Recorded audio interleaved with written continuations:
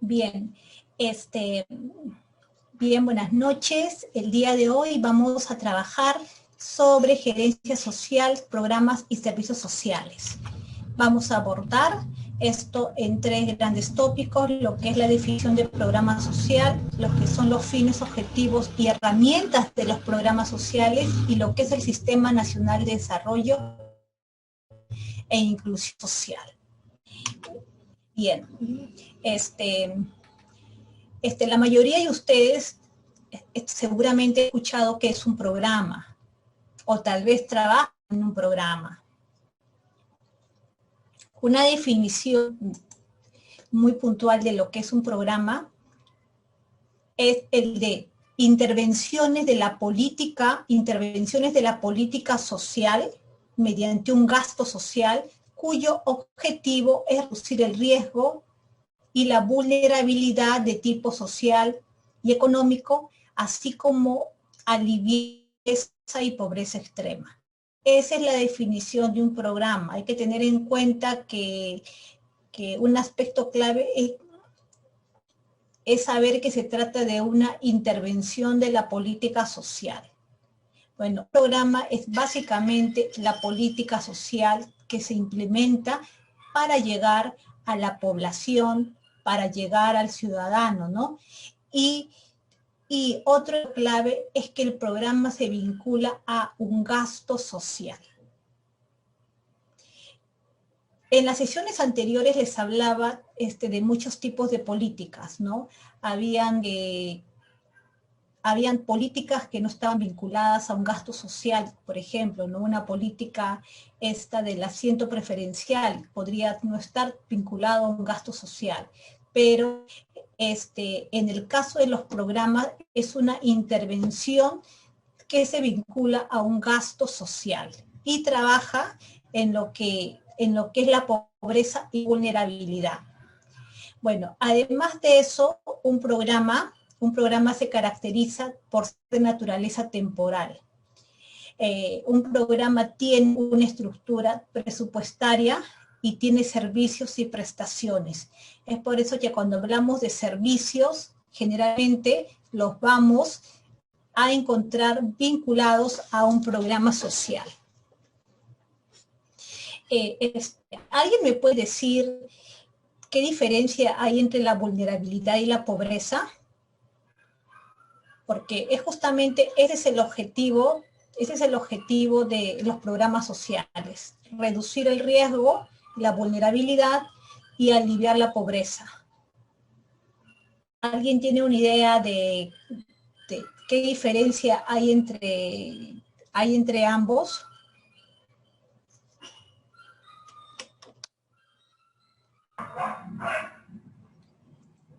Profesora. Sí. A ver, les saluda, buenas noches. Tengo entendido que vulnerabilidad está más relacionado al contexto, al factor externo de la persona, ¿no? A la situación, las condiciones en las que vive, mientras que pobreza es más bien referido de repente a lo monetario, a la obtenencia de bienes. Muy bien, muy bien. Sí, pues efectivamente, la pobreza tendría que ser un concepto bastante amplio. Sin embargo, en el Perú la pobreza se define de dos maneras. Uno como la pobreza monetaria, aquel que, por ejemplo, que gana menos del sueldo mínimo, o también la pobreza basada en necesidades básicas insatisfechas, el que no que agua, luz, internet, ¿no? Entonces, que esos son los dos aspectos que en el Perú se mide en cuanto a la pobreza. Pero hay que ver también de que aunque tengamos un concepto amplio de la pobreza implica una carencia. Es algo que te falta. Sin embargo, el concepto de vulnerabilidad tiene que ver con la fragilidad. Y claro, y la fragilidad se puede encontrar en las condiciones existenciales que pueden ser internas y también externas, ¿no? Bueno, por ejemplo, mucha gente de clase media, entre comillas, gente que no era pobre, que dentro de la línea de de la pobreza que tiene el INEI, era calificado como no pobre. ¿Por qué? Porque ganaban más de 1.000 soles, ¿no? Ganaban más de 1.000 soles, 1.500 soles, o inclusive hasta 2.000 soles. Entonces, ellos eran los no pobres. Sin embargo, eran personas vulnerables. ¿Por qué? Porque no tenían propiedad, porque el trabajo que desempeñaban es un trabajo presencial que no se puede hacer de manera virtual. Eso para poner un ejemplo. Entonces, ¿qué pasó? Llega la pandemia y estas personas que eran no pobres, se vuelven en pobres, porque su mecanismo de satisfacción de necesidades es a través de eso, y ya no tienen el ingreso. Y encima de repente, si no tienen propiedades, necesitas un ingreso para pagar esa propiedad. Entonces, ¿qué pasa? Los programas sociales no solamente tienen que combatir las carencias, sino también tienen que combatir las vulnerabilidades. Entonces, estas personas que trabajaban únicamente de manera presencial, es posible que tenían como vulnerabilidad que eran analfabetos digitales. Y cuando llegó este contexto de digitalización, de virtualidad, no tenían de repente las capacidades para incorporarse al contexto virtual. Es por eso que se habla de lo que es pobreza y lo que es vulnerabilidad. Y en trabajo social tenemos que trabajar con ambos conceptos, porque el concepto de pobreza es insuficiente, completamente insuficiente. Entonces, y otro punto clave, que la vulnerabilidad está vinculada al riesgo, porque la vulnerabilidad es el conjunto de fragilidades y debilidades que te ponen en riesgo de desempleo, en riesgo de pobreza, en riesgo de violencia, bueno, y todo eso, ¿no? Bueno, y aparte también la vulnerabilidad se vincula a factores protectores, porque los pobres no solamente tienen carencias, sino también la gente pobre también tiene potencialidades, ¿no? Es por eso, para muchos la evaluación del riesgo social es una especialidad que tiene que ver mucho con el tema de las condiciones existenciales, mucho con el tema social, ¿no? Con las relaciones familiares, relaciones sociales, con la cohesión social, ¿no?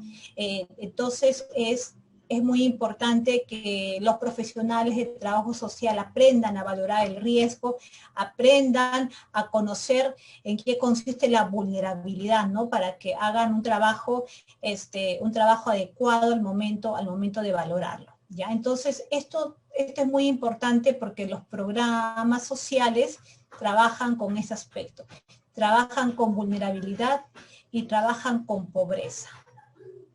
Ya, bueno, entonces ahí hemos dicho que los programas están vinculados a un gasto social, son intervenciones de las políticas sociales y tienen servicios y prestaciones.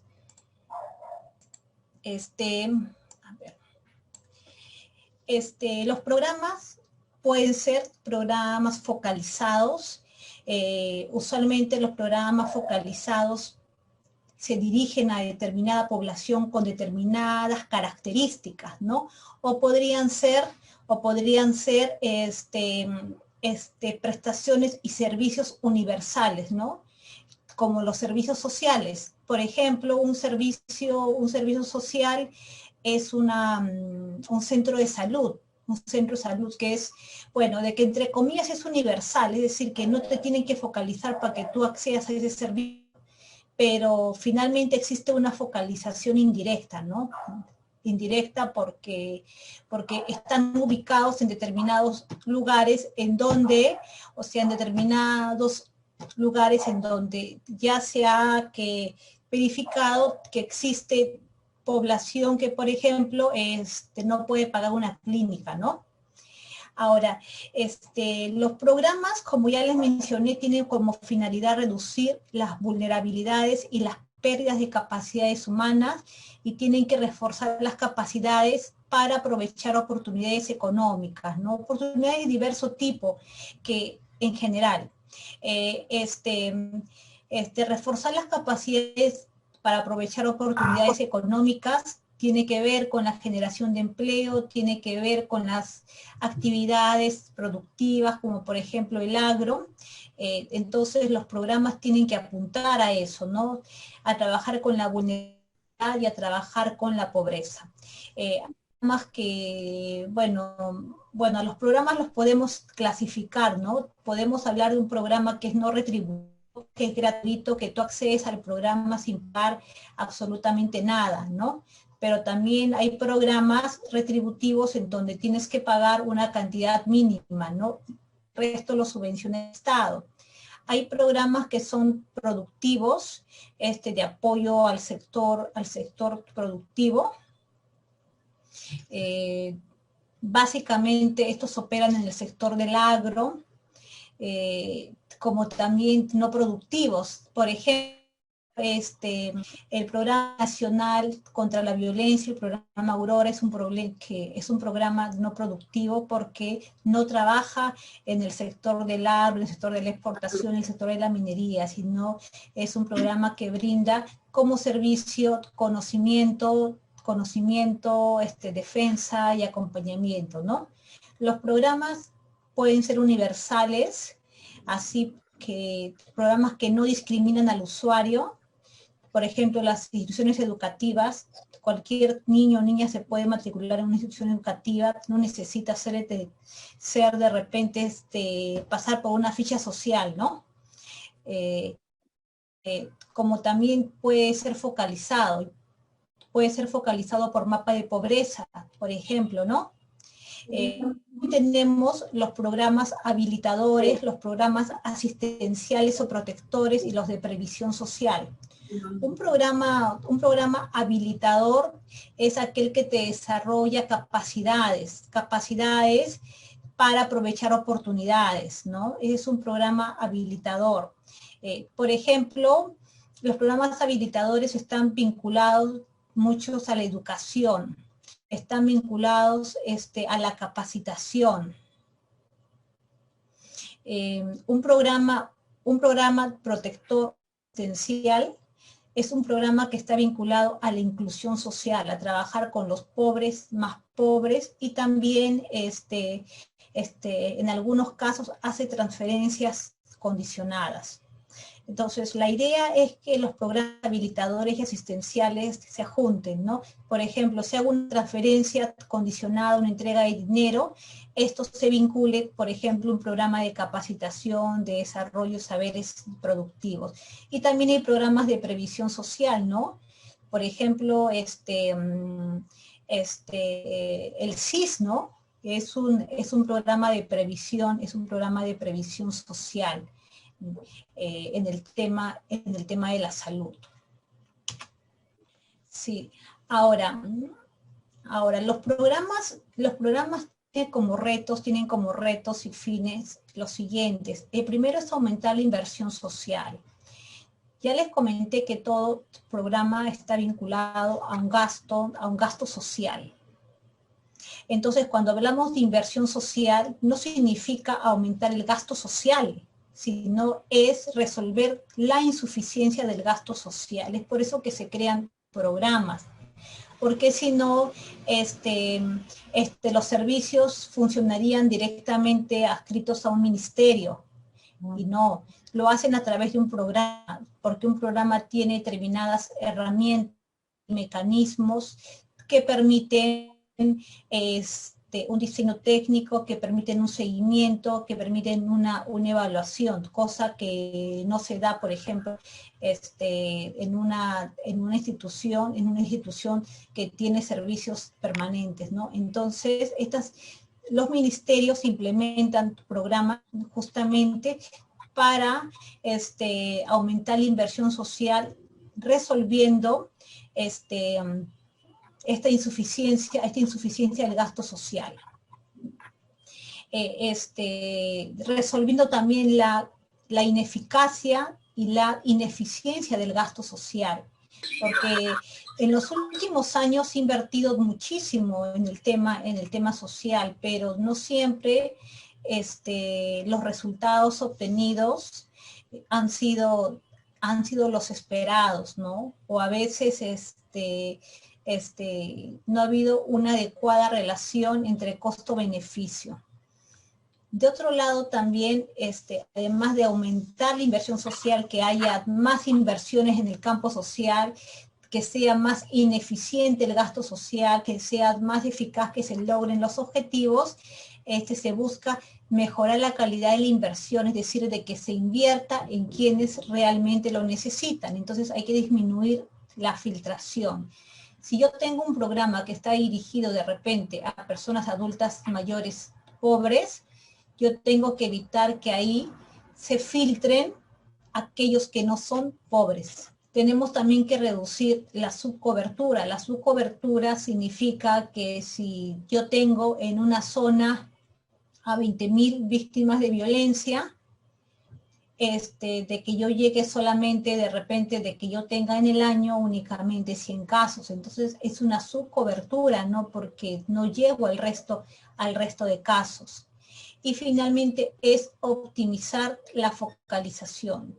Todo programa trabaja con focalización. Si bien la mayoría trabaja focalizando el tema económico, hay también programas que focalizan de repente un área temática, ¿no?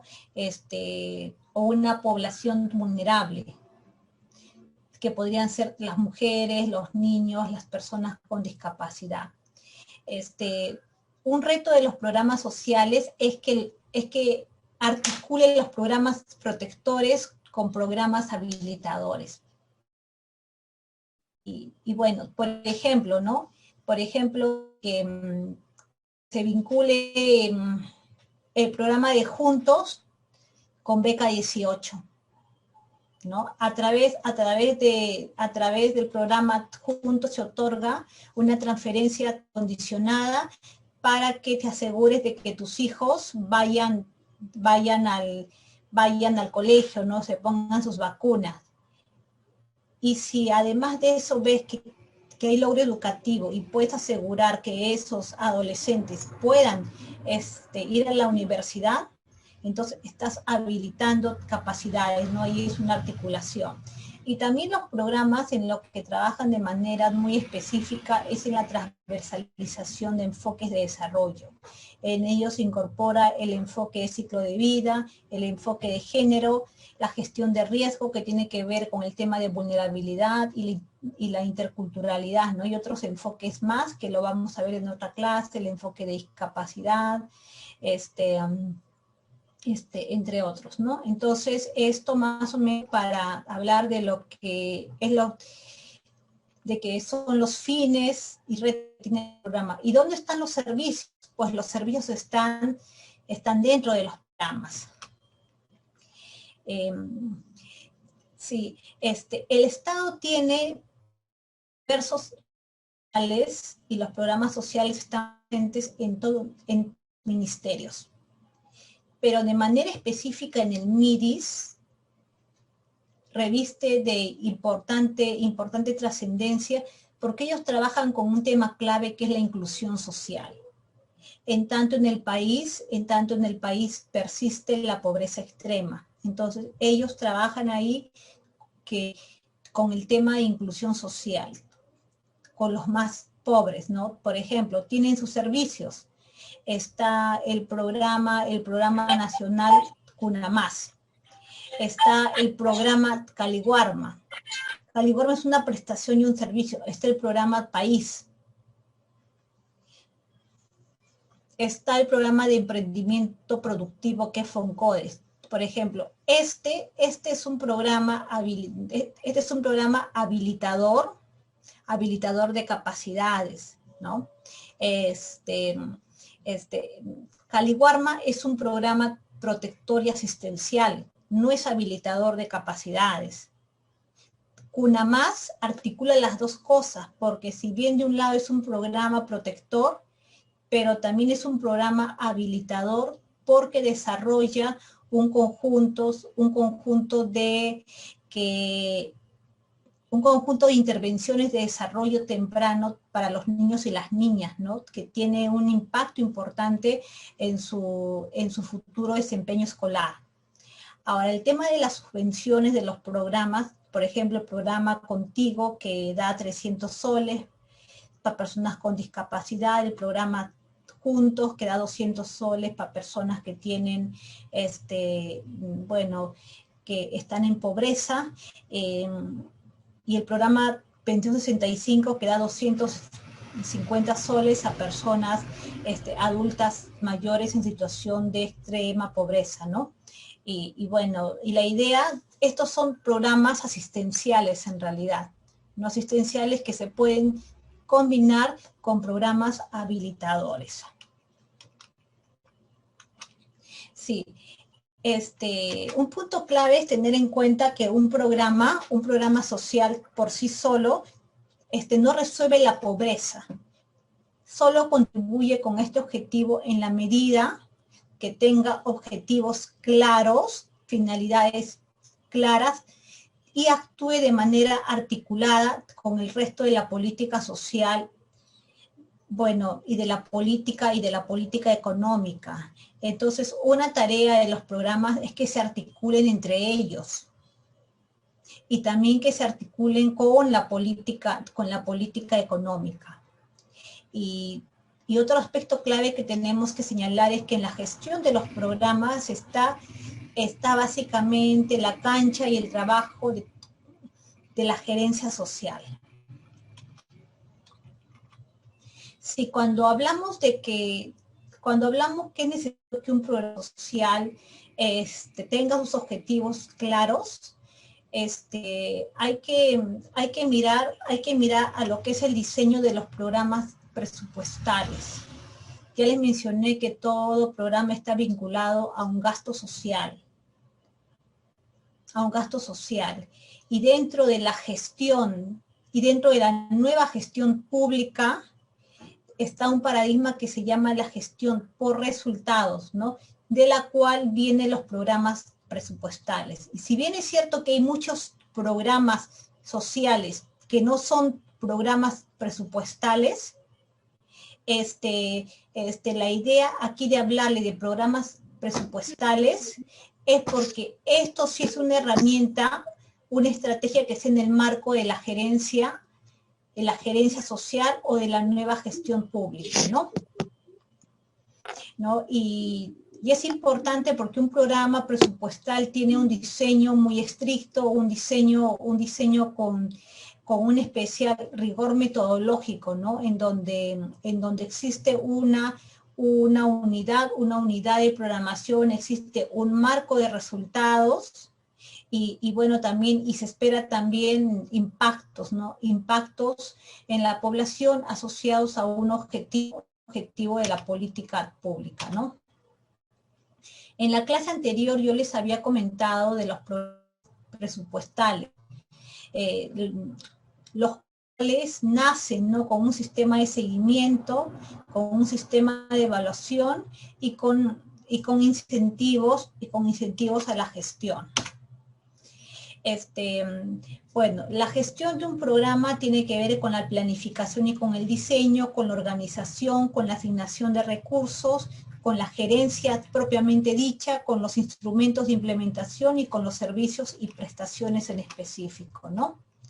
Y bueno, y si vamos a pensar en el diseño de los programas, ya les habíamos explicado como una estrategia de la gerencia social que todo programa tiene que partir de un diagnóstico, en donde hay un análisis del problema y el análisis de las causas, ¿no? Y ya habíamos hablado de que en el análisis de las causas habría que hablar del macro problema, el problema específico, las causas directas y las causas indirectas.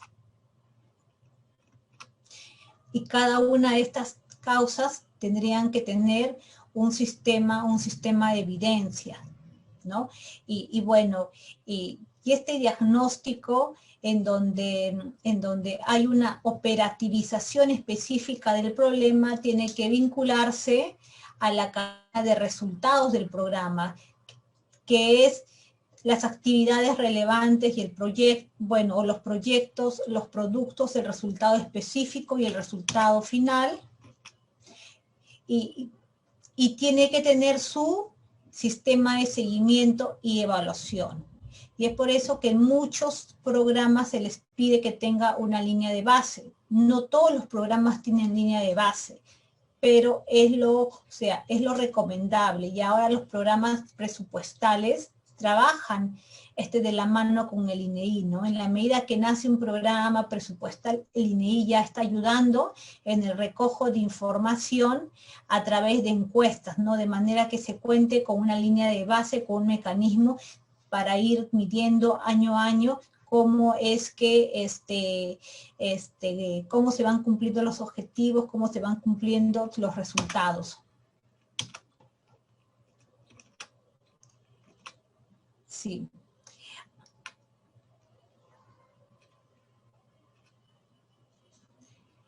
Bien, bueno, cuando hablamos de seguimiento de los programas estamos hablando específicamente del monitoreo, ¿no?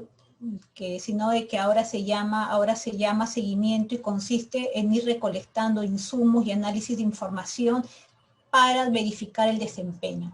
El seguimiento es la herramienta clave de todo gerente social.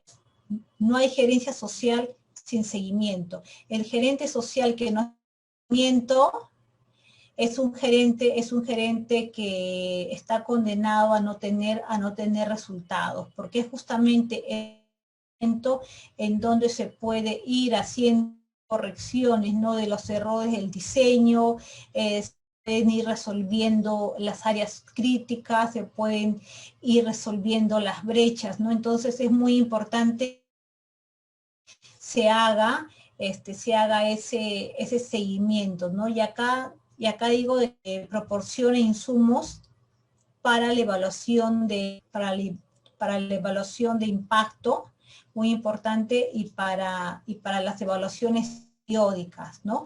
Porque los programas sí tienen que ser evaluados, ¿no? Muchos servicios universales y permanentes no necesariamente son evaluados. Estos servicios funcionan solamente con un plan de operativos de actividades, pero los programas presupuestales sí tienen una evaluación, ¿no? Una evaluación en donde se trabaja con indicadores, ¿no? Indicadores de desempeño, indicadores de producción física. Es pertinente, por ejemplo, ¿no? Que si alguno de ustedes trabaja en un programa, busquen, ¿no? En el portal de transparencia las evaluaciones, ¿no? Las evaluaciones de diseño, las evaluaciones de resultado y también si existe alguna evaluación de impacto. Igualmente pueden revisar los informes de desempeño, ¿no? Los informes de seguimiento.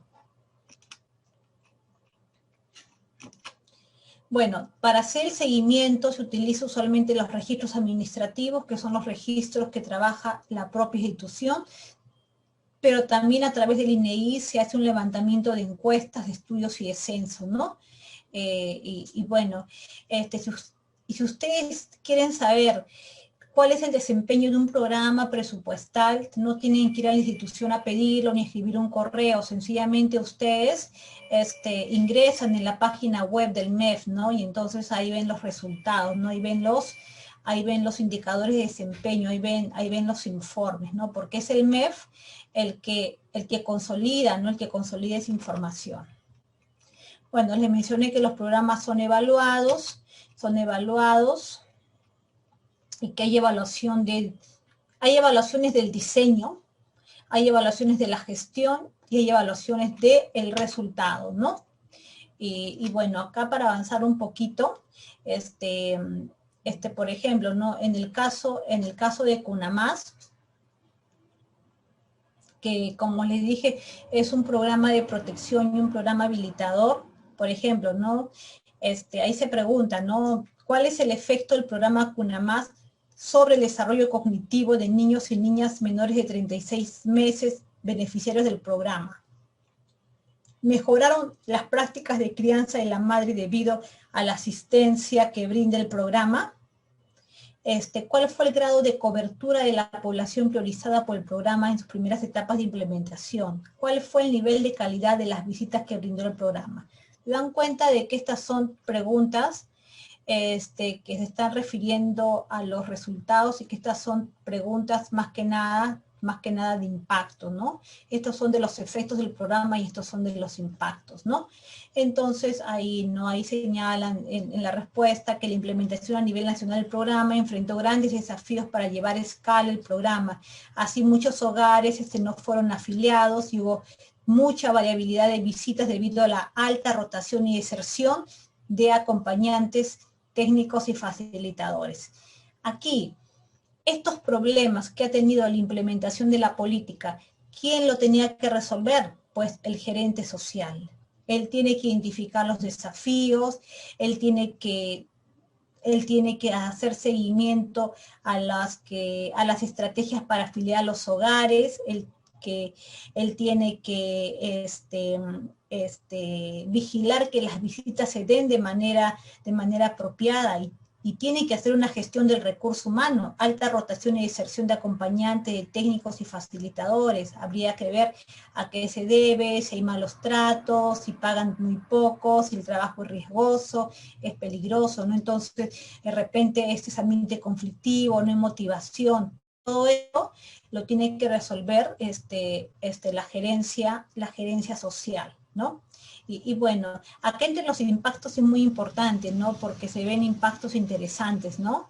Eh, por ejemplo, ¿no? Se incrementaron las actividades de juego propiciadas por la madre y se redujeron las prácticas violentas en el hogar que pudieron propiciar un mayor desarrollo del niño, ¿no? Qué interesante, porque este ya no es un programa asistencial nada más que cuida a los niños mientras los padres trabajan, sino que también genera habilidades, ¿no? Habilidades para el goce de los derechos, ¿no?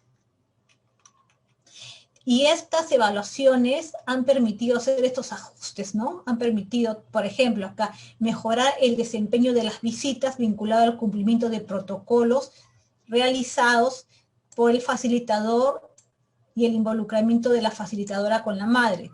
Reforzar el monitoreo del número de visitas, duración y frecuencia de las mismas. Sí, acá no veo, por ejemplo, un programa motivacional, ¿no? Para que no exista alta rotación. Bueno, este es un ejemplo. Y bueno, ¿no? Por ejemplo, está el programa articulado nutricional que tiene impactos significativos en la reducción de la desnutrición crónica infantil. Está el piloto. Bueno, muchas veces antes de implementar un programa se trabajan con pilotos, ¿no? Bueno, los pilotos, como quiera que todo programa está vinculado a un gasto social importante, entonces se hacen pilotos en donde se invierte una cantidad menor, ¿no? En este piloto no se encontró evidencia robusta de que el piloto contribuye a la reducción de la incidencia de robo y se consideró de que no era costo efectiva, ¿no? Es por eso que el programa no fue expandido y esto permitió un ahorro, porque de haber implementado este programa sin un piloto, se hubiese gastado en vano 1.384 millones, ¿no? Ahí tenemos el programa de acompañamiento pedagógico que, bueno, de que sí se ve que ha tenido un mayor impacto en el logro académico en las escuelas polidocentes y urbanas. Por ejemplo, Construyendo Perú encontraba que los impactos no se sostenían en el mediano plazo, ¿no? Entonces, estos son un ejemplo de cómo los programas continuamente están siendo evaluados en función, ¿no? En función al gasto social, ¿no? Al gasto social que se realiza. Bueno, un tema clave es la política de desarrollo e inclusión social. Y antes de pasar aquí a este punto, quería recibir algunas preguntas.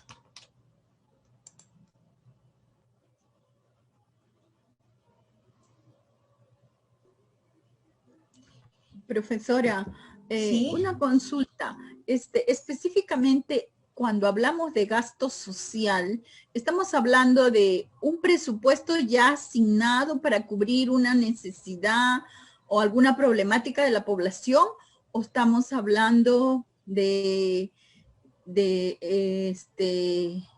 gasto social que no está relacionado a la remuneración, al dinero? el gasto social es un gasto programado por el Estado para el funcionamiento del programa con sus servicios y con sus prestaciones.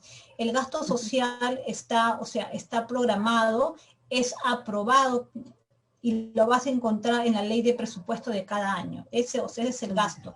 De cada año se define lo que se le va a asignar a cada programa, que usualmente es la misma cantidad del año que del año anterior, un poco más, y ahí las modificaciones se da en base a que si hay alguna restricción o si de repente el programa tiene algún incentivo para expandirse porque, bueno, porque la problemática es, o sea, es álgida o también porque ha tenido buenos resultados.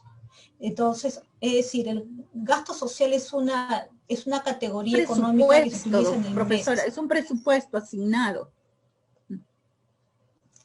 Es un presupuesto que o sea, de que en la jerga técnica se llama como gasto social. Gasto social. Y gasto social, ¿por qué? Porque una cosa es el presupuesto,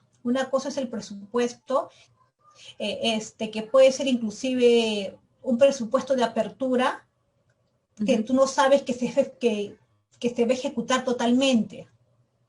En cambio, ya el gasto social es un concepto más amplio que implica el presupuesto e implica la gestión, ¿no? La gestión de ese presupuesto, ¿no? Por eso se habla de gasto social. Recuerda que los programas constituyen la fase ya de implementación de la política. Es la política que llega al ciudadano de a pie.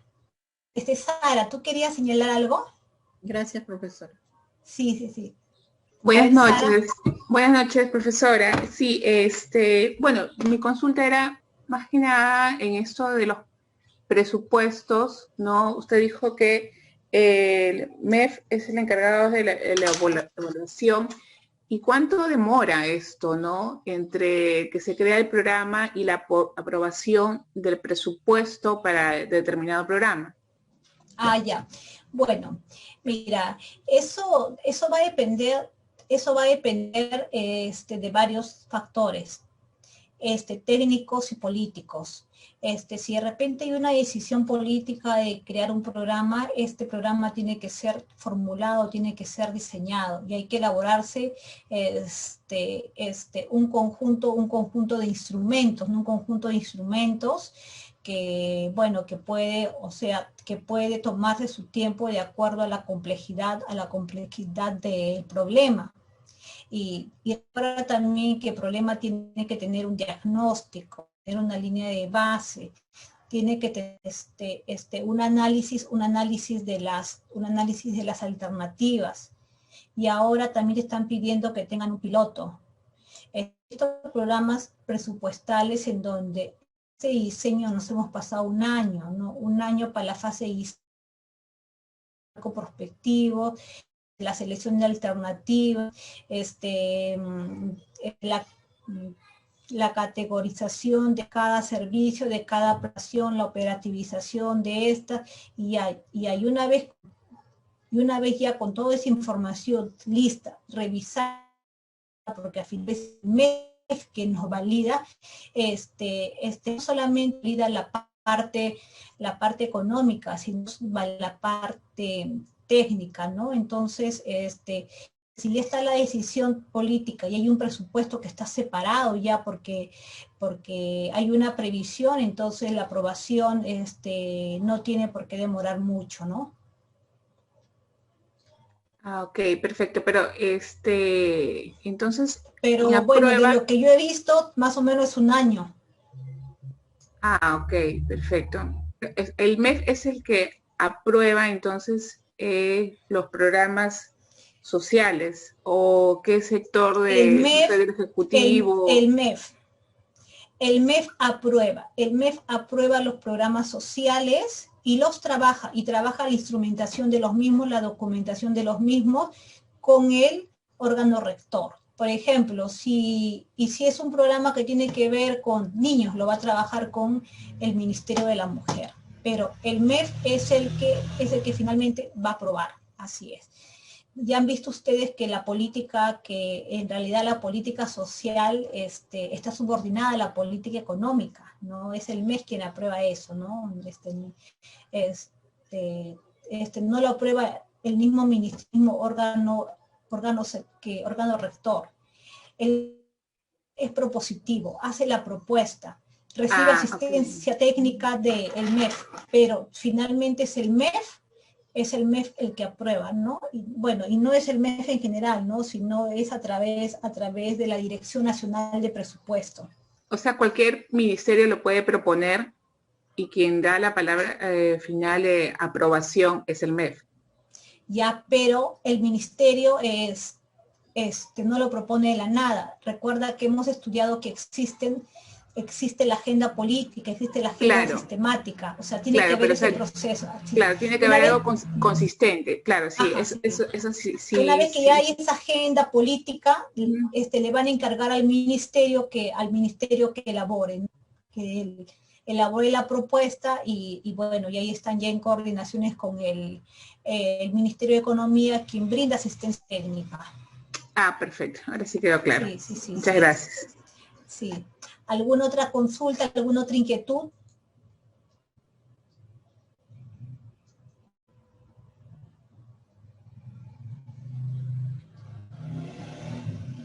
¿En qué programas están trabajando ustedes?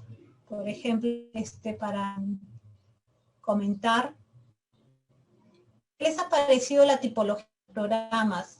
Ubicar sus programas en alguna tipología. ¿Es un programa universal, un programa focalizado, es un programa asistencial, un programa habilitador, un programa de generación de capacidades productivas? ¿Qué tipo de programa es? ¿Un programa de transferencia directa? ¿O uno de previsión social? Por ejemplo, los programas que tiene salud, ¿no? Son programas de previsión social. Yo, por ejemplo, trabajo en un hospital y trabajo con lo que son bueno, atendemos al público en general, pero el programa, más que todo el programa del Seguro Integral de Salud. Es un programa, claro. Bueno, sí, es claro. Lo que a nosotros nos preocupa es que este programa de Seguro Integral tiene un seguro subsidiado totalmente, un seguro semisubsidiado y hay otro seguro PEAS, ¿no? Que es el seguro universal. Esos programas tienen su presupuesto, pero también tienen sus muchas debilidades, ¿no?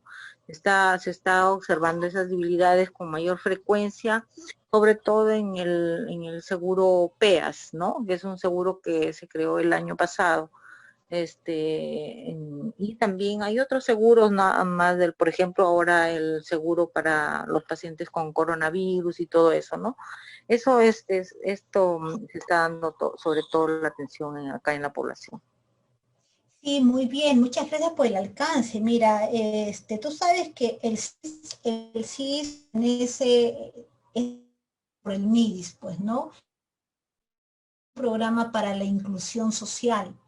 Y bueno, es un programa para la inversión, no, perdón. Este programa, el CIS, es un programa para la inclusión social, lo administra el MIDIS, pero tiene un problema en su sostenimiento, porque el tema de las no es un tema así muy previsible. Bueno, cuando existen contingencias, ¿no? Como este caso de pandemia, y ocurre que el presupuesto inicialmente dado puede terminarse, ¿no? Y es por eso el programa tiene que estar pidiendo demandas demandas adicionales para ir cubriendo las necesidades. Eso sin contar con el tema de las filtraciones, con el tema del, en donde hay personas que no requieren el seguro, bueno, tienen recursos económicos para pagar, pero que están afiliados al seguro. Y también el otro tema de la corrupción, ¿no? En relación al CIS, ¿no? Que se encontraban arreglos con determinados laboratorios, con determinadas instituciones prestadoras, quienes inflaban los costos, ¿no? Inflaban los costos. Este programa además es un programa retributivo y no retributivo. Algunos tienen que pagar para asegurar que al menos el programa tenga un fondo adicional al que el Estado está dando, ¿no? Y bueno, y hay hay un grupo importante que es universal, en donde nadie paga.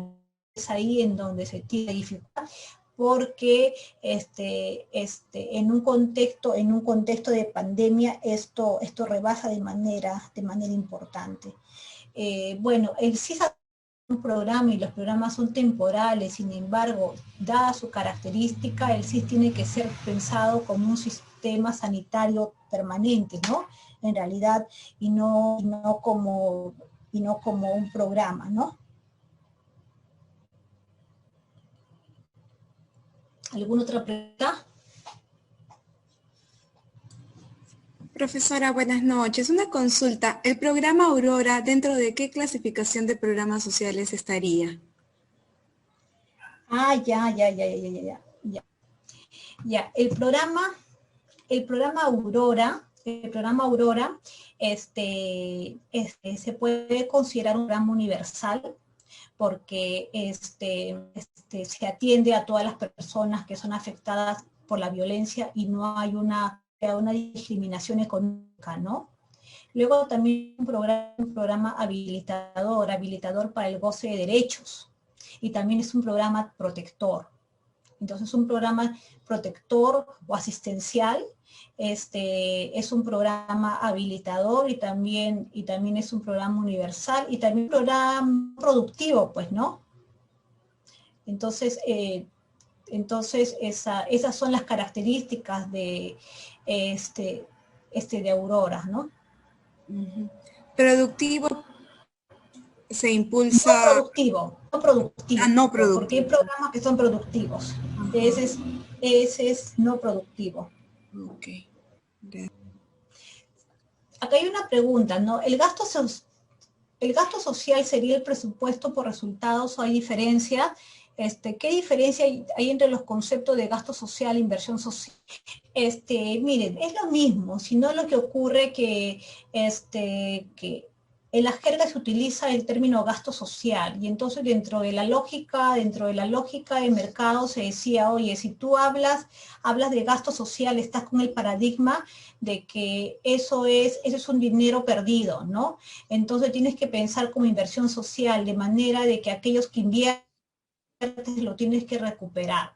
Entonces, cuando utilizamos el término de inversión social, estamos pensando más que nada en programas habilitadores, en programas productivos, en programas que generen una devolución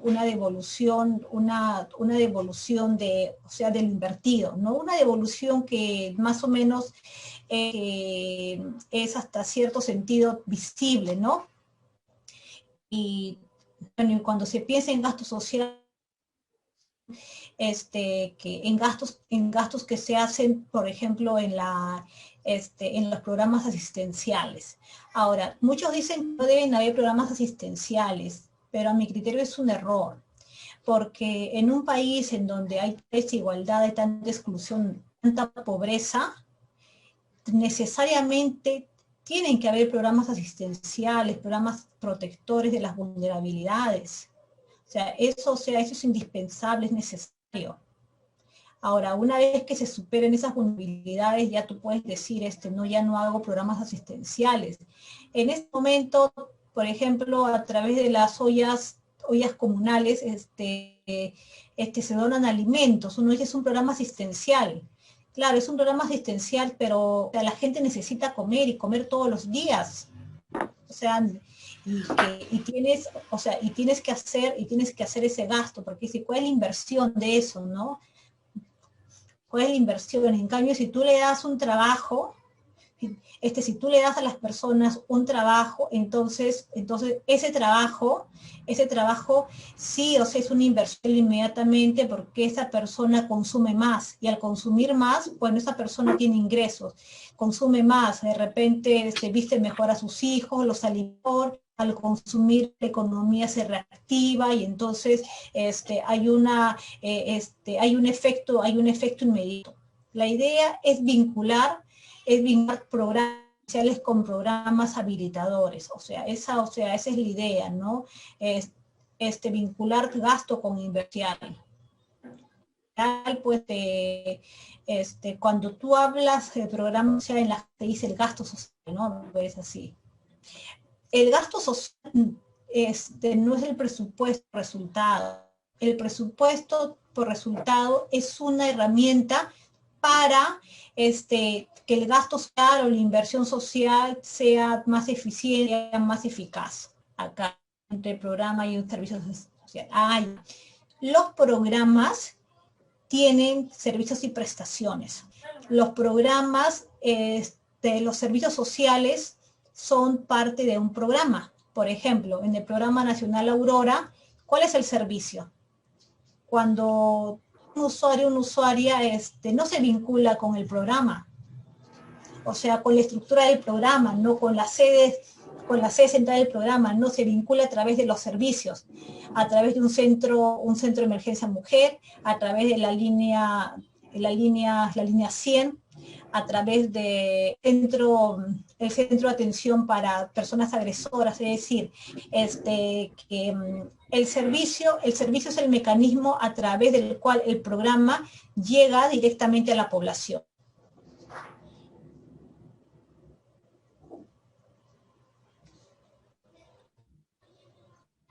Sí, ¿alguna otra pregunta? Sí.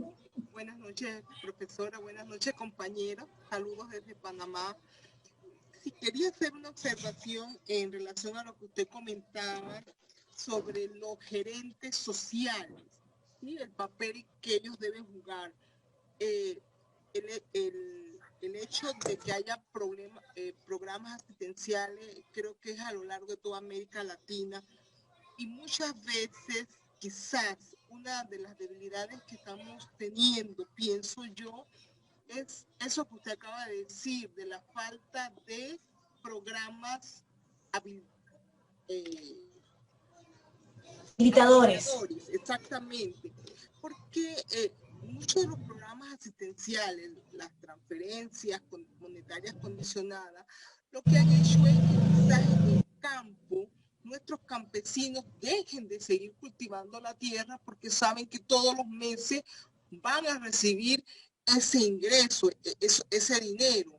Entonces, el hecho de capacitarlos a ellos para que sigan produciendo, esto es un reto que nosotros tenemos y quizás al momento de hacer las evaluaciones tenemos que poner también eso en blanco y negro para poder que los que toman decisiones puedan seguir invirtiendo en este tipo de programas. No sé, ¿qué le merece a usted esa opinión? Sí, definitivamente. La verdad, y si bien es cierto, las transferencias condicionadas, han tenido importantes resultados.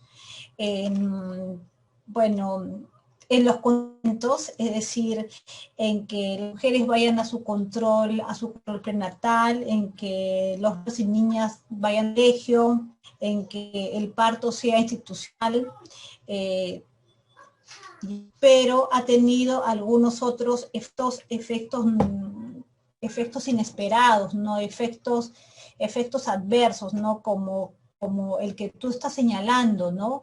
Que en el caso de los campesinos, quienes, por ejemplo, al mes pueden un ingreso de repente de $, productos que bueno, de la labor productiva que hacen en la tierra, y si resulta que reciben esta transferencia, entonces definitivamente ya no les hace falta trabajar. Entonces es por eso el programa tiene que evaluado y mirado bien en sus efectos adversos, para que también se haga, por ejemplo, un condicionamiento, ¿no? Un condicionamiento para que el campesino siga produciendo. Eso, bueno, eso tendría que ser, ¿no? Porque sí encontramos, ¿no?, que en muchos casos estas transferencias a veces desmotivan en algunos casos la búsqueda de trabajo. Entendíamos otro lado, que cuando las mujeres dejaban a sus hijos para que los cuiden, y no se buscaban otra actividad que ellas hagan, muchas de ellas ya no hacían ya nada, ¿no? Y bueno, entonces también ese era un efecto adverso, ¿no? En ese tema de las transferencias. Y ahora el tema de las transferencias debe ser una cuestión temporal, y se esperaba que así sea, pero en este contexto de la pandemia, con este empobrecimiento que hemos tenido, definitivamente esas transferencias tienen que continuar.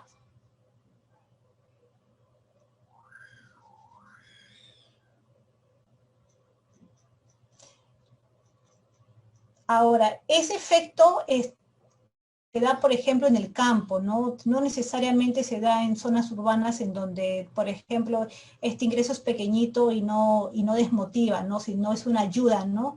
Es una ayuda para cubrir tus gastos básicos, ¿no? Necesariamente tú tienes que seguir trabajando para lograr satisfacer tus necesidades.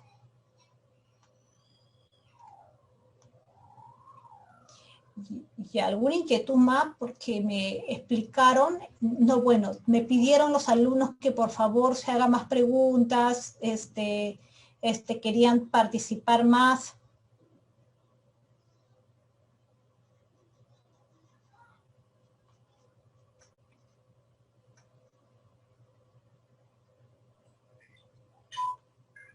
Profesora, buenas noches. ¿Sí? En el caso del sector privado, yo trabajo en una universidad privada, en el Departamento de Servicio Social, donde evalúo socioeconómicamente a los estudiantes para poder brindarles facilidades de pago en sus pensiones. Básicamente, ¿no? Porque también cumplo otras funciones. En ese caso sería un programa asistencial, o también podría ser habilitador, porque ellos pues están en una institución educativa, ¿no? No sé cómo podría... Mira, ese es un programa, para mí es un programa habilitador. Bueno, es un mismo, es habilitador y protector.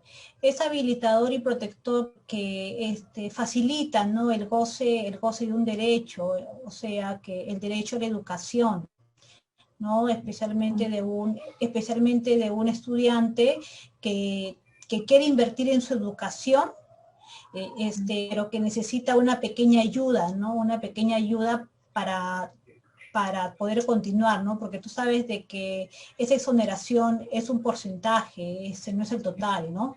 Sí. Más bien parece de que es un programa habilitador. Ahora, hay una diferencia importante entre lo que son las políticas sociales y las políticas sociales y los programas del Estado, ¿no? En el Estado son programas más complejos que obedecen a toda una cadena, una maraña de planificación estratégica.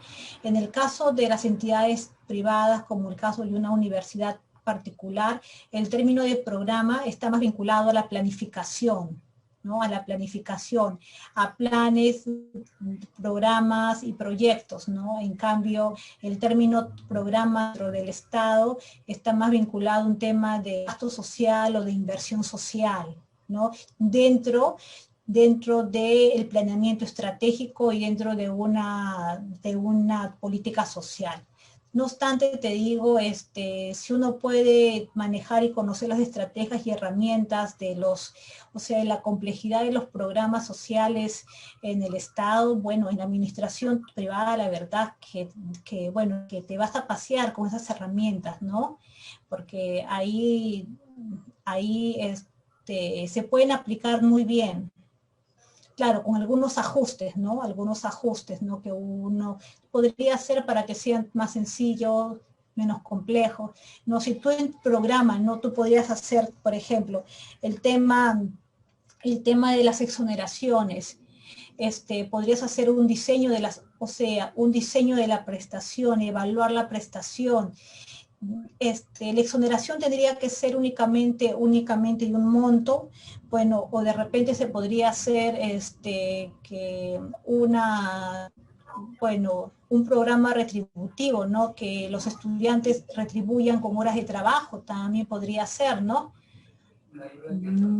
Sí, ¿no? Y también lo puedes evaluar, también le puedes hacer seguimiento, también puedes hacer un pequeño laboratorio social entre tu programa educativo y ver qué innovación le puedes aplicar. Un laboratorio social con 3 casos, por ejemplo, podrías hacer. Ok, profesora, gracias. Ya. Entonces, sí, ya está claro entonces, ¿no? Ya, entonces vamos a continuar acá. Licenciada. ¿Sí? Perdone, soy Melanie Cabrera. Tengo una pregunta. Ya. Otra pregunta.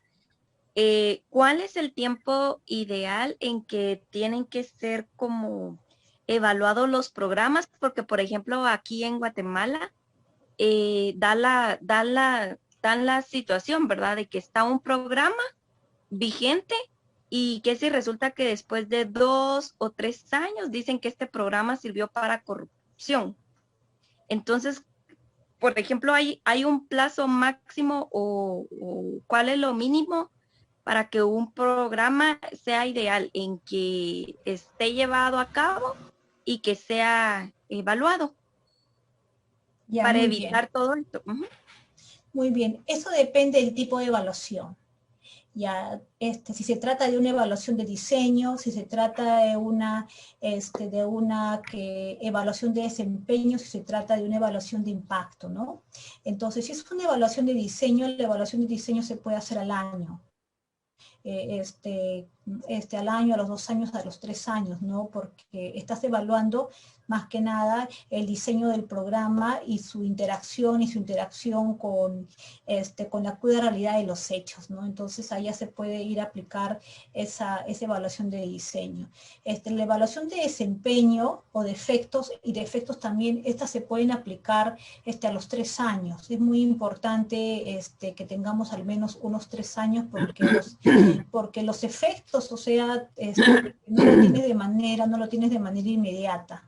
Algunos lo hacen a los 2 años, pero un periodo interesante y propicio es a los 3 años. Las evaluaciones de impacto, mínimo 5 años, algunos lo hacen a 10 años, y bueno, y todas esas evaluaciones tienen que ser independientes, ¿no? No es que la misma entidad se evalúa, ¿no? O sea, tienen que ser hechas por otro organismo.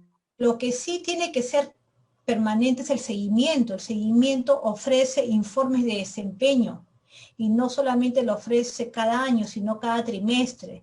Entonces, los temas de corrupción, de todo eso se pueden ver a través del seguimiento. A través del seguimiento y también a través del sistema de control, el sistema de control o las contralorías, ¿no? Dependiendo que ellos tengan una rutina periódica de hacer de realizar esas evaluaciones, ¿no? Porque a veces los órganos de control las hacen, ¿sí? Cuando se trata de corrupción, pero otras veces esperan que les lleguen, ¿no? Que les lleguen únicamente los casos penales. Entonces, para el tema de corrupción, lo que yo recomiendo es que es que el área de control, el sistema administrativo de control del ministerio, del programa, haga una supervisión periódica, ¿no? Porque en el resto de cosas, bueno, en el resto de evaluaciones no necesariamente se está buscando cuestiones de corrupción, ¿no? Sino se está buscando coherencia en el diseño, se está buscando cómo llega el servicio, sí, o sea que de paso lo puedes encontrar, pero eso no es el foco, ¿no? Ese no es el objetivo. Entonces, ahí están los órganos de control, ¿no? El sistema administrativo de la Contraloría. Bien, entonces ya vamos a continuar. Sí, bueno, esta política de desarrollo e inclusión social es más que nada para Perú, ¿no? Entonces, es muy importante tener en cuenta de que el órgano rector de esta política es el MIDIS. Bueno, cuando se creó la política de desarrollo e inclusión social, se hizo pensando en una política focalizada y temporal en respuesta a la pobreza extrema que había en el Perú. Pero esta política de desarrollo, como trabajaba un tema grande y complejo como era la exclusión, como era la pobreza, no pudo transversalizarse a cada programa o ministerio, sino que tuvo que generar un ministerio específico para trabajar la aplicación de esa política, ¿no? Y se creó también un sistema funcional. En las sesiones anteriores yo les hablé de sistemas funcionales y sistemas administrativos. Los administrativos son transversales y los funcionales permiten vincular a varios ministerios, a varios órganos, a nivel sectorial y a nivel territorial. Entonces ahí se creó el SINADIS. Ahora, como ven aquí en este diagrama, la política de desarrollo e inclusión social trabaja con los más pobres, ¿ya?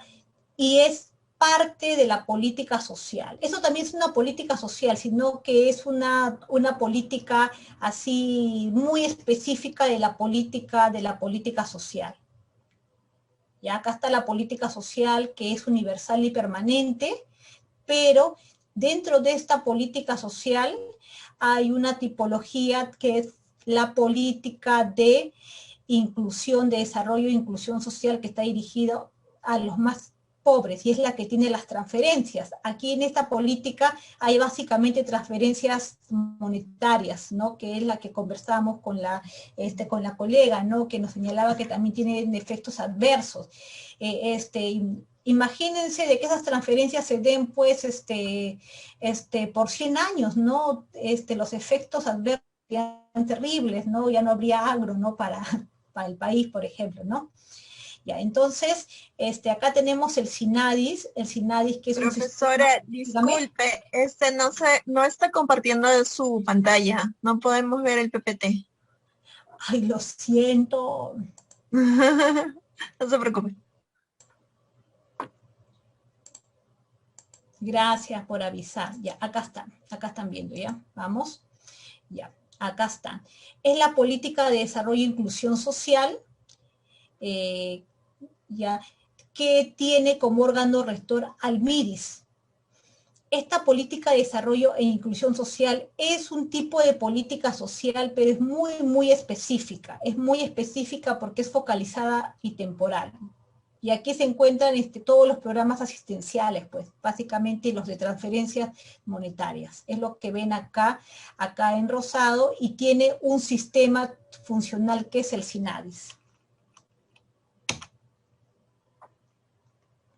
Ahora, el SINADIS tiene una herramienta que se llama Incluir para Crecer, que es la herramienta de gestión. Miren la complejidad, ¿no? Tienen la política, tienen el ministerio, tienen el sistema funcional y tienen la herramienta de gestión. Claro, Y esta herramienta de gestión trabaja con el enfoque del ciclo de vida. Es decir, de que las prestaciones y transferencias se van a dar en estos 5 aspectos, ¿no? En desarrollo infantil temprano, en nutrición infantil, en protección del adulto mayor, en inclusión económica y en desarrollo integral de la niñez y la adolescencia, ¿no? Les hablaba pues de este sistema funcional que tiene por finalidad orientar, articular, integrar, coordinar, supervisar, evaluar y garantizar la aplicación de las políticas, planes, programas, proyectos, actividades y cualquier acción del Estado que tenga que ver con la reducción de la pobreza, de las desigualdades, las vulnerabilidades y los riesgos sociales. Es decir, prioriza, focaliza, articula y evalúa. Articula porque es un sistema funcional y el sinónimo de un sistema funcional es articular. Articula entre diferentes ministerios y articula a nivel territorial. Por eso, alguien me preguntaba, ¿no? La diferencia en en las tareas, ¿no? Entre sistema funcional. Entonces, el sistema funcional es básicamente articulador. Bueno, acá para avanzar se nos ha pasado la hora. Los objetivos del SINADIS, que es el diseño y priorización, articulación de intervenciones, el cumplimiento de la política. El SINADIS tiene una plataforma. Ustedes habrán escuchado del CIAS, es la Comisión Interministerial de Asuntos Sociales. Como es un sistema nacional, un sistema funcional, entonces se articula a través de una comisión que se llama el CIAS. Y como se opera a nivel territorial, entonces tiene la instancia de articulación regional y la instancia de articulación local. Y para cada uno de estos se tiene su enlace regional, ¿no? A través de las oficinas del MIDIS, con las diferentes unidades funcionales de los ministerios, ¿no?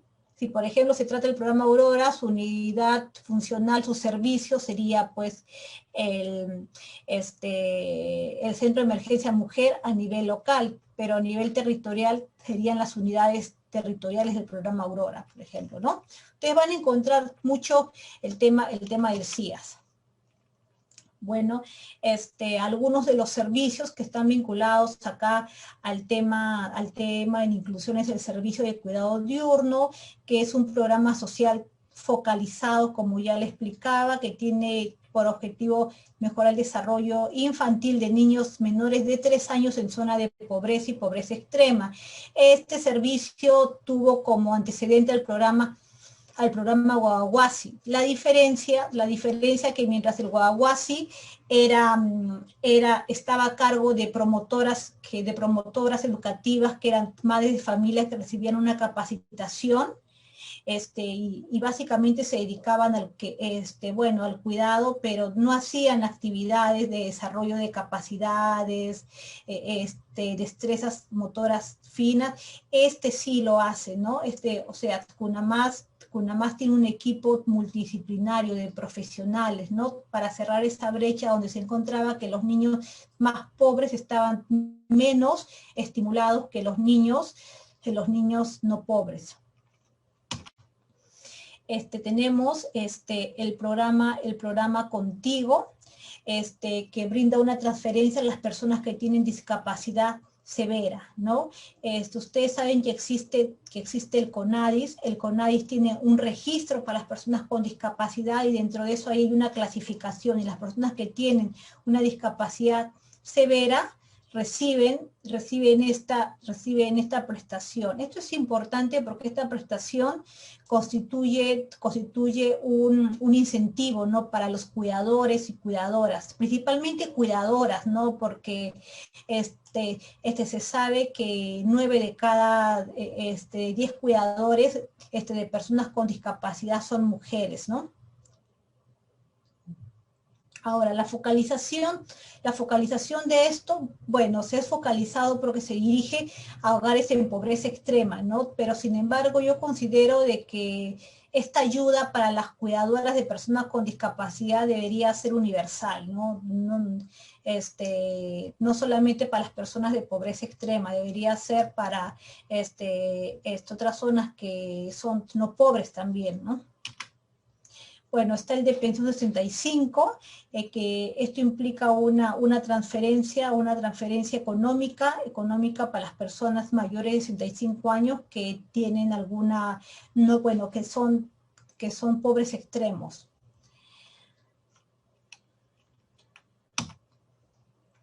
Este es FONCOES.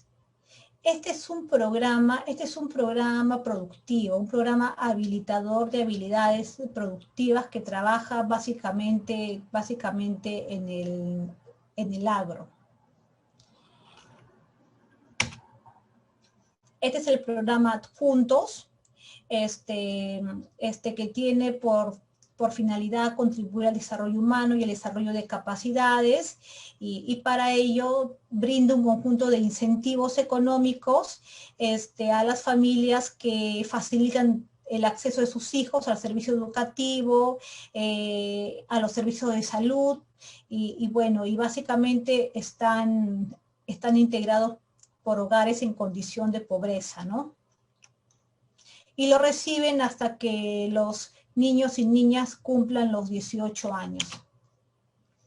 Este es el programa Caliwarma, que es el Programa Nacional de Alimentación Escolar, ¿no? El servicio alimentario que se brinda en los colegios. Este es un programa que, ha sido bastante criticado, ¿no? Y ahora en contexto de pandemia ha tenido que reinventarse. Brindar un servicio alimentario a una población resulta bastante, una población enorme resulta bastante complejo, ¿no? Por todo el tema de la logística, que de las cadenas de frío de los alimentos y de la conservación, ¿no? De manera de que los alimentos tienen que ser únicamente alimentos secos, ¿no? Secos y en conserva, ¿no? Y puede ser que de repente a los niños, a los niños no les guste únicamente comer un alimento seco y con conserva, ¿no? Y también se tenía de que se daba a niños que no querían, a niños que no necesitaban, y también de que de alguna manera desmotivaba que se cocine o que se preparen los desayunos y las comidas en los hogares, ¿no? Entonces, cada programa tiene que tener una evaluación, ¿no? En relación a sus resultados.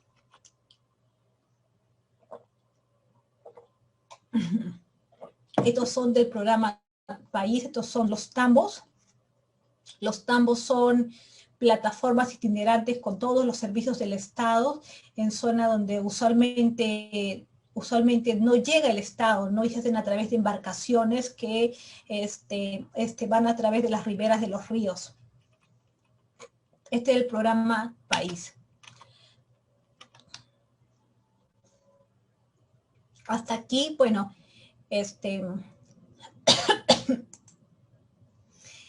hoy mira, alguna pregunta, alguna inquietud, no hemos terminado, lo vamos a continuar en la otra, la clase repaso.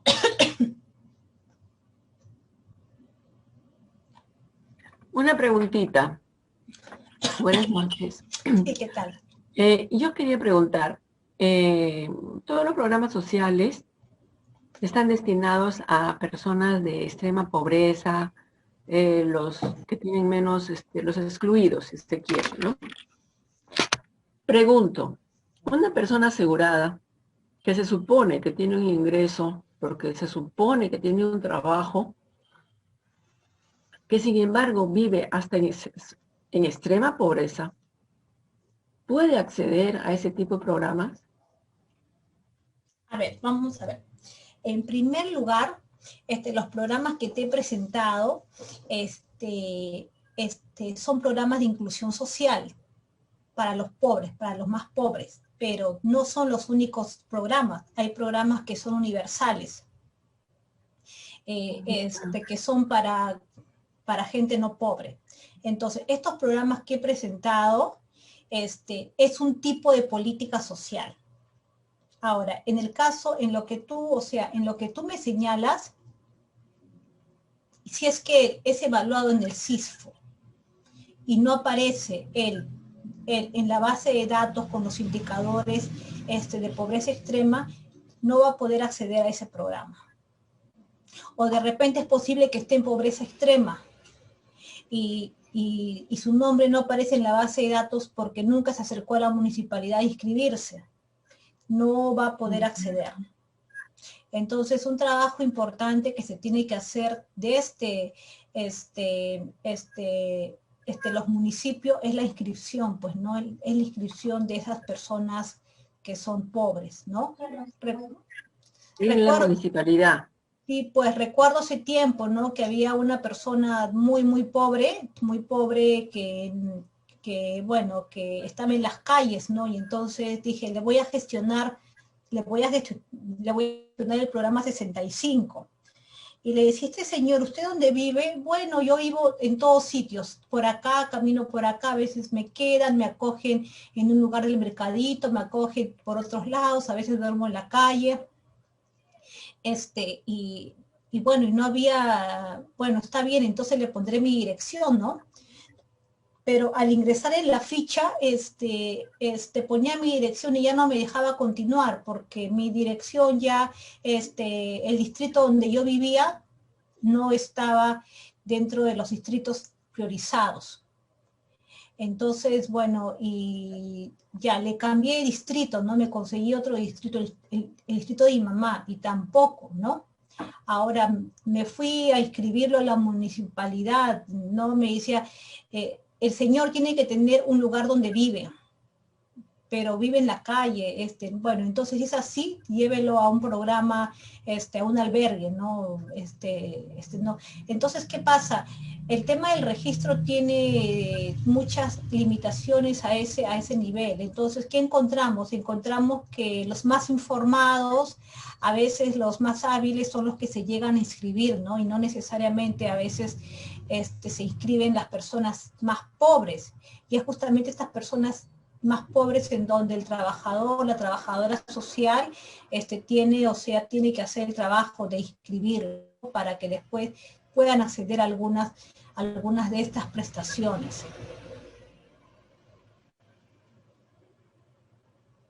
Pero en el caso concreto, ¿no? De un asegurado, ya, digamos que se supone que gana el sueldo mínimo. A él no le van a dar. Pero vive en una zona, diga, año nuevo, comas. Sí, lo que pasa es que no le van a dar porque él tiene el ingreso, o sea, como él tiene un ingreso, no le van a dar pensión de 65, porque uno de los criterios para que le den la pensión de 65 es que no tenga ingresos, así que no le van a dar. Pero sin embargo, ese pequeño monto, que es un poco menos del mínimo lo que le pagan, no le alcanza, pues. Él está en diálisis, es un paciente crónico, es que ni siquiera ha llegado a gestionar su carnet del CONADIS, que no le va a facilitar para otras cosas, sino determinados beneficios, no le alcanza, ¿no? Porque ellos gastan mucho en transportación al tratamiento y también ve por su mamá que vive en Porollón. La mamá dice, yo le dije, ¿por qué no se inscribe? Porque la mamá no es asegurada. No se inscribe en pensión 65.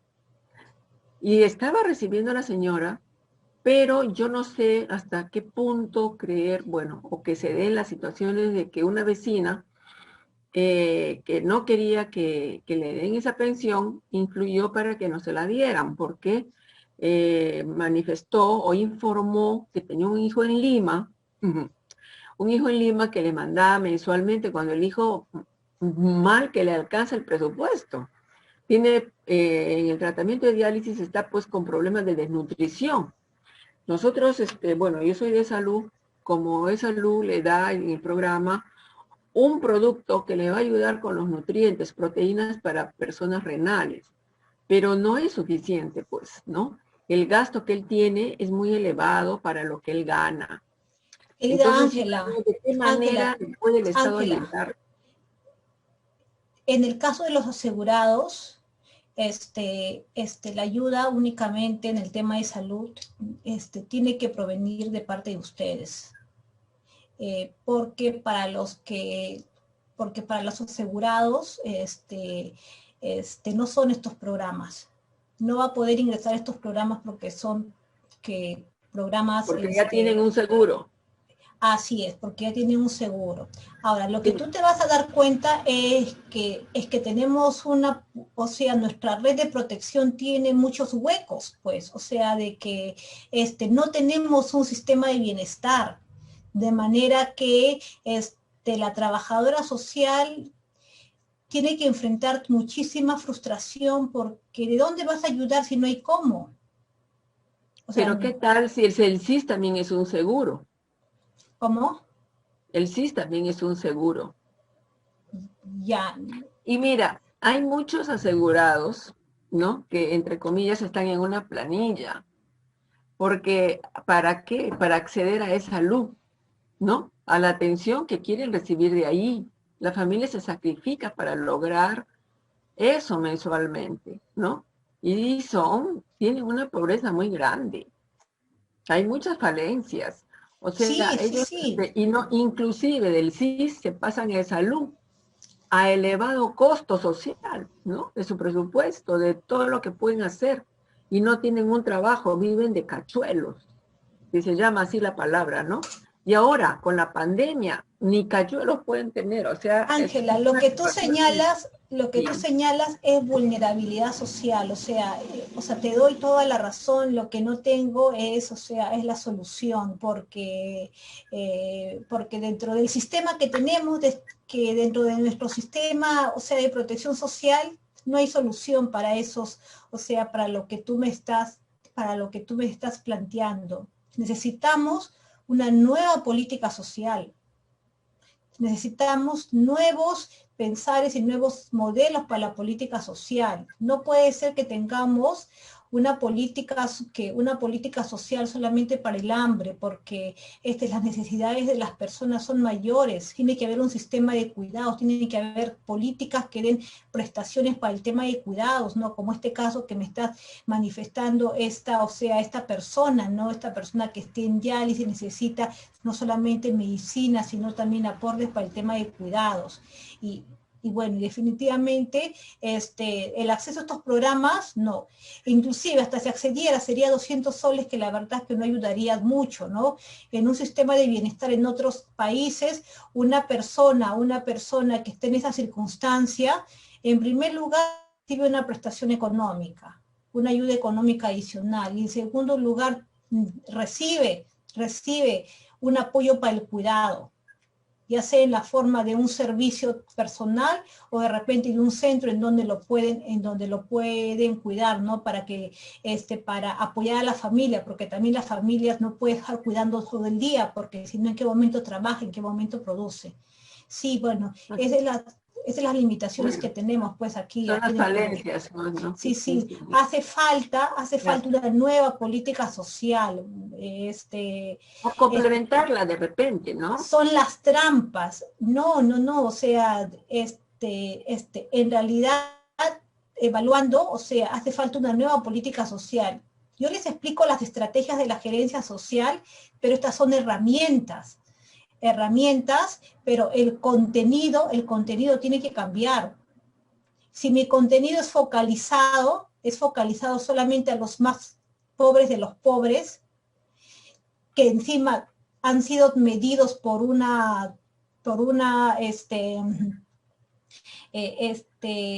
bajo una medición de la pobreza monetaria que es insuficiente. Entonces lo que tenemos es un montón de gente que está desprotegida, que está necesitada, que es vulnerable, que es carente, y no hay cómo ayudar a esa gente, ¿no? Entonces sí necesitamos una nueva política social.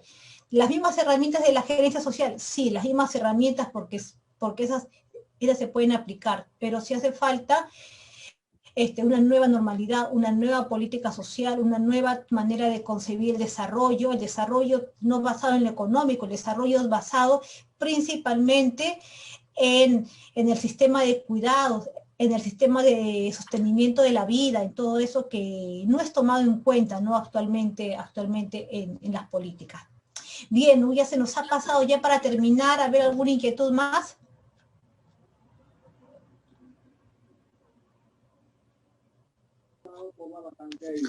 Licenciada Teresa, buenas noches. Sí. La Yuli, licenciada. Yuli, ¿qué tal? Licenciada, aportando a lo que usted ha mencionado, ¿no? Para poder acceder a los programas sociales es muy importante que las personas, pues, se empadronen, ¿no? En el municipio, en el sistema de focalización de hogares. A veces muchas personas vienen y dicen, pues, no, ¿por qué no salgo al bono? ¿O por qué no salgo a pensión 65? A otros programas, ¿no? Como también, por ejemplo, al CIS, ¿no? Entonces, muchas de ellas, de las personas, no están inscritas en el sistema de focalización de hogares. Entonces, nosotros hay que orientarles a que acudan, ¿no? A su municipio donde ellos viven, para que puedan empadronarse. Por ejemplo, para el CIS, ¿no? Para que accedan al seguro, también es muy importante el empadronamiento. Entonces, bueno, acá la compañera decía, para el programa Pensión 65, si bien es cierto, ¿no? Que solo acceden los que configuran como extremos pobres, pero ahora he escuchado que ya va a cambiar eso, ¿no? Que no solamente van a acceder los que están en extremo pobre, también considerados pobres, las personas que están considerados como pobres. Entonces ya la cobertura va a ser más amplia, ¿no? Del programa Pensión 65. Entonces, claro, eso, licenciada. así es, la tienen que ampliar porque esos que aparecían como no pobres, han pasado ya ahora a ser pobres. O sea, con esta pandemia han pasado a ser pobres los de la clase media y y los pobres se han vuelto pobres extremos. Es terrible todo lo que ocasionó esta pandemia. Y bueno, y esas mediciones de las pobrezas que son bastante arbitrarias, bueno, encuentras que la gente entra y sale de la línea de la pobreza, ¿no? De repente al año siguiente ya no eres pobre, eres no pobre, pero no sientes los efectos de ese cambio, ¿no? En realidad, no sientes los efectos de ese cambio porque la medición de la pobreza es muy arbitraria, es insuficiente. Claro, es que la situación económica no es estático, ¿no? Puede variar, ¿no? Ahora podemos tal vez tener un trabajo, tal vez al siguiente año ya no, entonces tu situación económica no va a ser estática. Entonces, claro. Más si eres vulnerable, porque si de repente pierdes el trabajo y tienes ahorro. Bueno, tienes tus ETS, tus ahorros, ya puedo estar sin trabajar unos 4 o 5 meses mientras me engancho a otro trabajo. O tienes capacidad de reinventarte porque tienes capacitaciones. O tienes, tienes casa propia, de manera que no tienes que pagar de repente el alquiler, ¿no? Entonces, o tienes de repente a la pareja que sí tiene trabajo, ¿no? Entonces, que esos son otros factores de apoyo, ¿no? Pero si eres completamente vulnerable, que solamente dependes de tu empleo y si no tienes empleo, no comes, no pagas la luz, no pagas las facturas, no puedes inclusive pagar el alquiler, entonces que el pasar de la línea de no pobre a pobreza extrema solamente está a un clic, ¿no? Perder el trabajo. Eso sí, licenciada. Sí. Gracias. Bueno, entonces, en la próxima sesión, bueno, no va a haber sesión, va a ser un repaso, es opcional, porque no es tema, entonces ahí vamos a repasar para el examen, ¿ya? Y toda la próxima semana tienen para ponerse al día con los trabajos. Listo, muchísimas gracias, hasta luego. Gracias, profesora. Hasta luego, licenciada. Gracias. Gracias, licenciada. Gracias, profesora. Gracias. Hasta luego, licenciada. Muchas gracias. Hasta luego. Hasta luego, licenciada. La próxima ya participo. Ya, qué bueno. Listo, hasta luego. Buenas noches, licenciada. Buenas noches, buenas noches. Hasta luego, licenciada, que te vaya bonito.